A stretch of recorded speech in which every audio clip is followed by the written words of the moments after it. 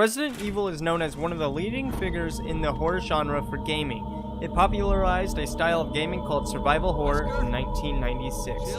With its revolutionary idea and story, it was a sure hit. I'm sure that many gamers have heard about the franchise at one point or another, and with its new installment in January 2017, we are eagerly waiting what it has in store for us. The game is very different from many other games in the franchise, and that is apparent to many. But this is not the first time the series has changed on us drastically.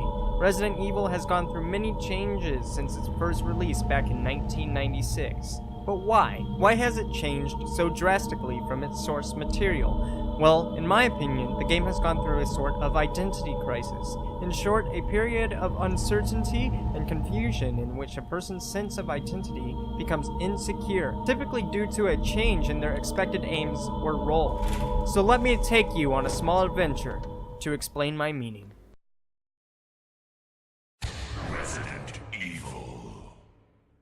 The idea for Resident Evil was born out of a game called Alone in the Dark.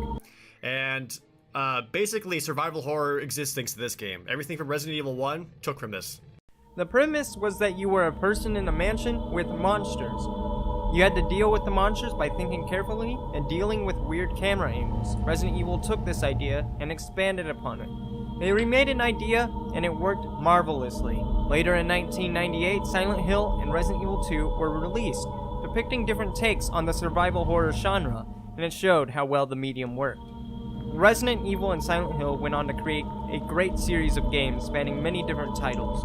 Resident Evil continued to surprise its audience with how creative it was. The franchise had made 3 main titled games, taking place in or around the same confined area of Raccoon City, and they all had managed to be their own creative take on the events that transpired.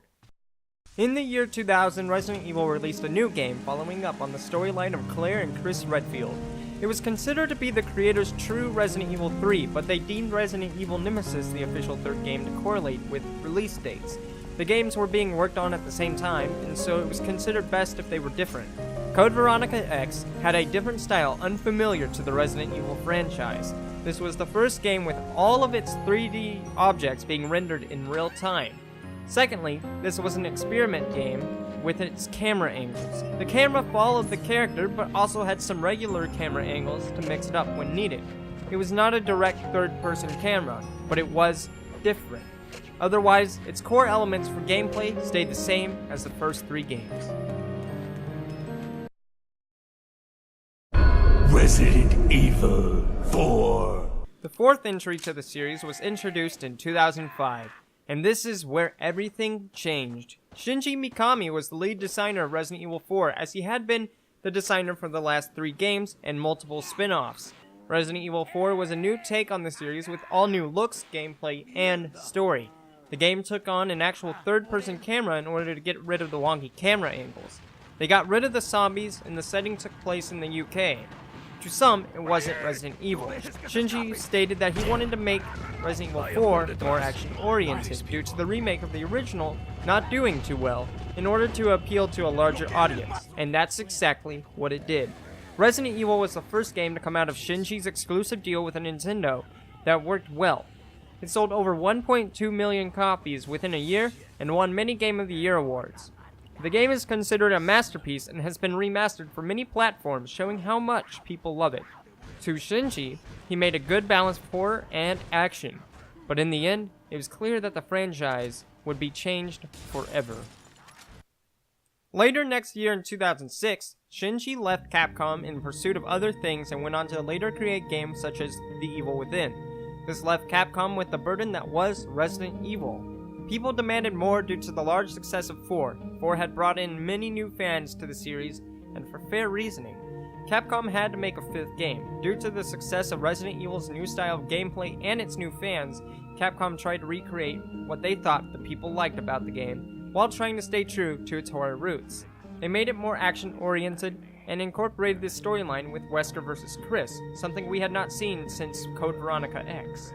Capcom released the game to the public in 2009. The game did not work as well as its predecessor, but it still got favorable reviews. This is where everything truly went wrong. Resident Evil 5 came to be bashed by many fans in later years for being too action-oriented, but due to the immense amount of support for the game at launch, Capcom had declared that modern audiences enjoyed more action in their games than scares. Resident Evil Operation Raccoon City was released in March 2012, and Resident Evil 6 in October 2012. Operation Raccoon City went on to be Capcom's 16th top-selling game, but it met poor reviews. It was heavily action-oriented, and Capcom was shocked when people said they did not like that. With Resident Evil 6, the game was labeled as an action-adventure third-person shooter. The game's survival horror genre had been completely thrown out the window. Although it was labeled as such, there was an actual element of the original genre in the game. The game had 3 different stories with it that were playable. Leon's story is something fans of the series had been craving since Resident Evil 4. For it took a more horror-themed approach. This felt like more of a test than anything. Each story felt different. Leon's story dealt with a horror aspect. Jake's dealt with a mix of both action and horror, coming off as more of a mess than anything. And Chris's story was a completely action-oriented story. People tended to like Leon's story better, but it lost everything that made its creepy atmosphere in the last half of the game. The game came off as a bloated mess to the community in the end. Now, 4 years later, Resident Evil 7 takes on a first-person horror element. The original idea for Resident Evil was actually planned to be similar to Doom with a first-person shooter element, but it was said not to be scary. The demo for Resident Evil 7 also contains paranormal entities, which some people say is unfamiliar to the franchise. However, it is not. Resident Evil 4 was originally supposed to follow Leon with the same camera as Code Veronica in a castle with paranormal entities that were similar to some kind of darkness. It shows that Resident Evil is not new to these ideas of a first-person shooter or paranormal entities. Proof that first-person horrors work in today's market is very prevalent, and with the fans wanting something similar to the original Resident Evil, they had to find a middle ground. Realizing that they needed to get rid of the action-oriented style to the third-person element, they dropped it.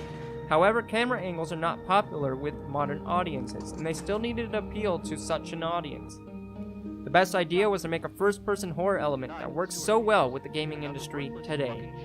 So, Resident Evil has gone through an identity crisis in a sense. Resident Evil has always conformed to what people want or what is prevalent at the time. Taking on an action-oriented style of gameplay was the best way to reach modern audiences due to the remake's reception not being too good. Then when this succeeded, they continued making games with similar gameplay until the audience hated it. Now, trying to appeal to audiences once more, they have changed their formula. They have been changing it since the start to appeal to the new market. They have a new slate to build off of, with new characters and a new setting. Due to massive backlash, however, they do not really know where to stand. The series is at the disposal of fans without realizing it, and has caused Resident Evil to change drastically, leaving it in a sort of identity crisis. What's that?